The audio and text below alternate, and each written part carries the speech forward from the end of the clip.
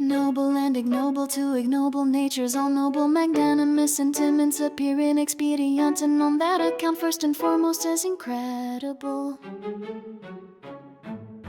They blink with their eyes when they hear of such matters, and seem inclined to say there will no doubt be some advantage therefrom one cannot see through all walls. They are jealous of the noble person, as if he sought advantage by backstair methods. We are all too plainly convinced of the absence of selfish intentions and emoluments. The noble person is regarded by them as a kind of fool. They despise him in his gladness and laugh at the luster of his eye. How can a person rejoice at being at a disadvantage? How can a person with open eyes want to meet with disadvantage? It must be a disease of the reason with which the noble affection is associated. So they think and they look depreciatingly there, and just as they depreciate the joy which the lunatic derives from his fixed idea. The ignoble nature is distinguished by the fact that it keeps its advantage steadily in view, and that this thought of the end and advantage is even stronger than its strongest impulse not to be tempted to inexpedient activities by its impulses. That is its wisdom and inspiration. In comparison with the ignoble nature, the higher nature is more irrational, for the noble, magnanimous, and self-sacrificing person succumbs, in fact, to his impulses, and in his best moments, his reason lapses altogether. An animal, which at the risk of life protects its young, or in the pairing season follows the female where it meets with death, does not think of the risk in the death. Its reason pauses likewise, because its delight in its young, or in the female, and the fear of being deprived of this delight, dominated exclusively, it becomes stupider than at other times, like the noble and magnanimous person.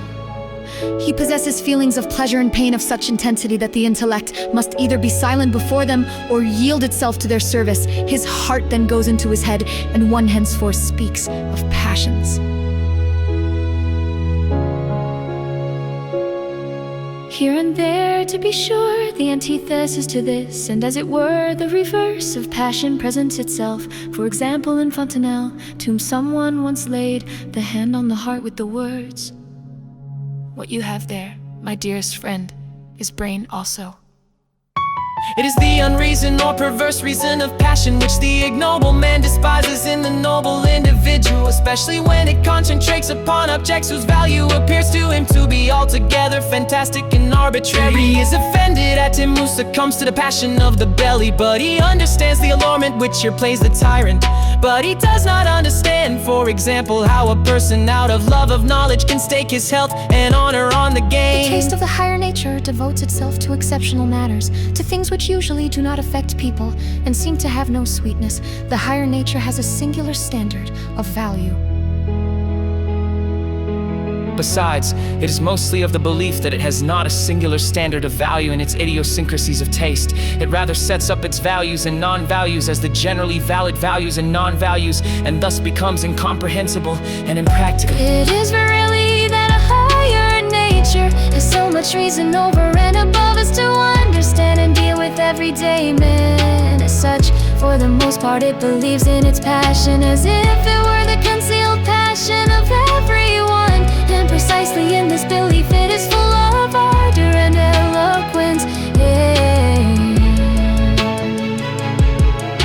If then such exceptional men do not perceive themselves as exceptions, how can they ever understand the ignoble natures and estimate average men fairly? Thus it is that they also speak of the folly, inexpediency, and fantasy of mankind, full of astonishment at the madness of the world, and that it will not recognize the one thing needful for it. This is the eternal unrighteousness of noble nature.